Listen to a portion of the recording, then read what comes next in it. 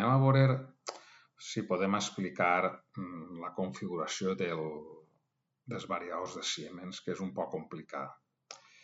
Reprenent el que han fet en classe, si entre en l'assistent, això ho deixa igual, li ha dit que anem a treballar en el joc de paràmetres número 12. I aquest joc de paràmetres número 12 es refereix a d'això, que és l'entrada digital 0 connecta i desconnecta, l'entrada 1 inverteix el sentit de giro, bàsicament això, i l'entrada analògica 0 és la consigna de velocitat, per així li llevaré velocitat. Però hem dit que aquesta configuració no és la que ens agradava, perquè no és la mateixa que utilitza Omron. A nosaltres la que ens interessa és la número 17, que és l'entrada digital 0 connecta a la dreta i si llibera desconnecta, i l'entrada digital 1, si l'active, connecta a l'esquerra i si la desactiva, desconnecta. Els dos no puc activar-los al mateix temps. I l'entrada analògica 0 és la consigna de velocitat. I les dues analògiques que té el variador, una és la velocitat real i l'altra monitoritzarà la corrent. I això és la configuració que ens interessa. Per tant, anem a configurar així el 17. Dos hilos, adelante y atrás. Primer tenim que fer aquest canvi primer respecte a lo que havíem dit.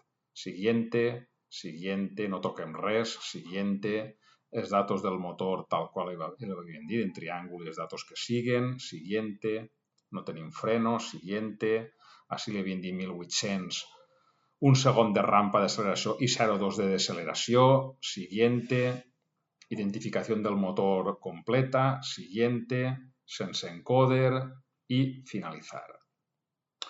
Això per lo que fa a això. Si me n'entre en la parametrització, podré veure que les digital input, ara explicaré això un poc, però la DI0 és adelante, la DI1 atrás, ara ho explicarem això.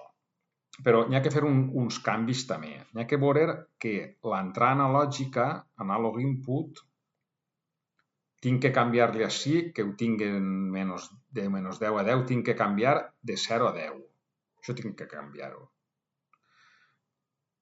L'entrada analògica, 0. I tinc que verificar això, que tinc,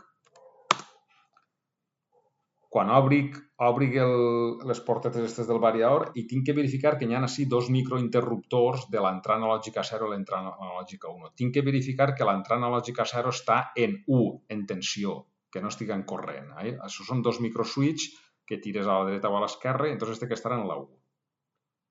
Això verifiqueu-ho també. I quin canvi tinc que fer més? Les analògiques tinc que ficar-les, les tinc en corrent per defecte, crec, doncs tinc que ficar-les en tensió, les dos. Jo vaig a utilitzar només l'eixida analògica 1, que és la que em monitoritza la corrent, però les deixo les dues en tensió.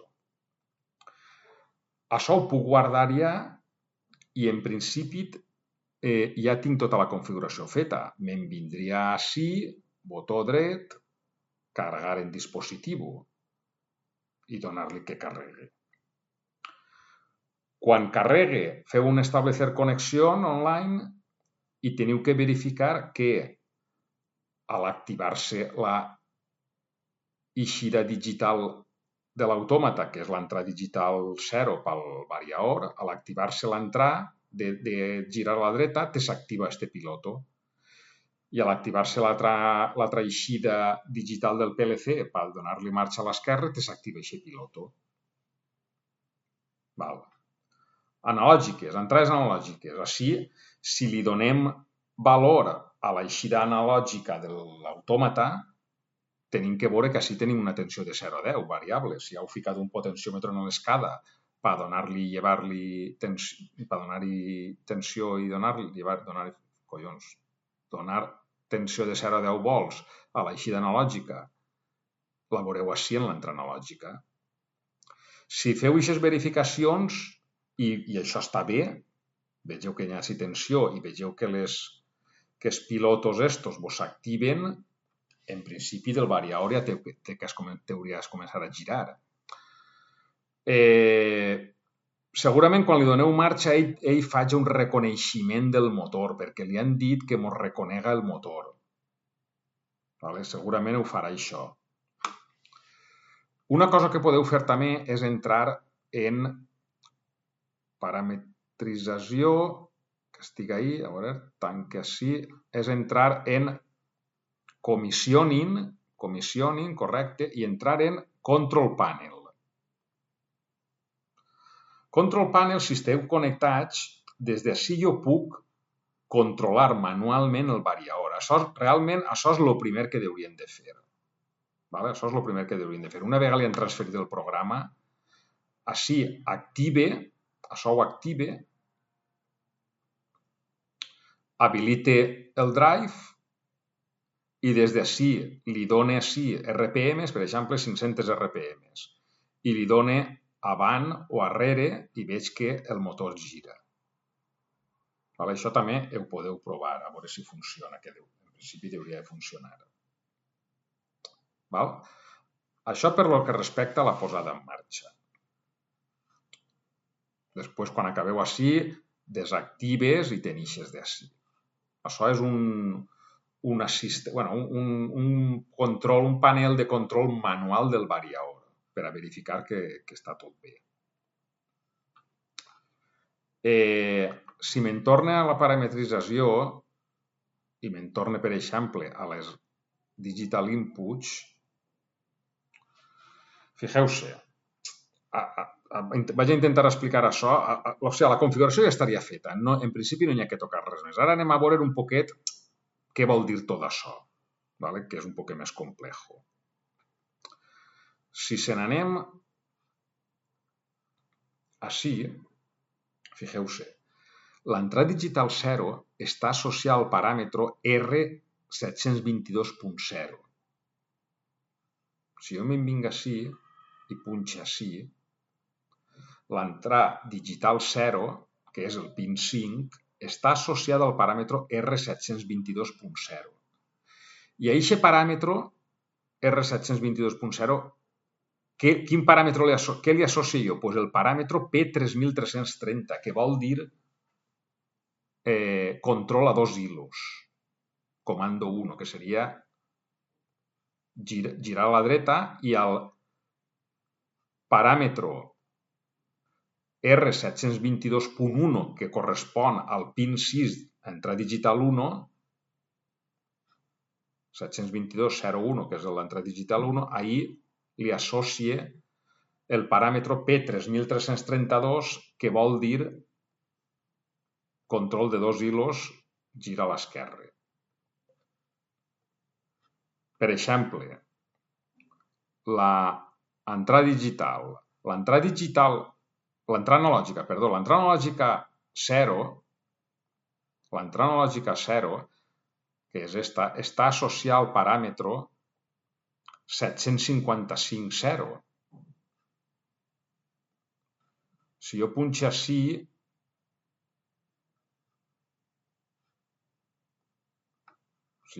així, veuré que el paràmetre R755.0, que és el paràmetre associat a l'entrada digital, l'entrada analògica 0,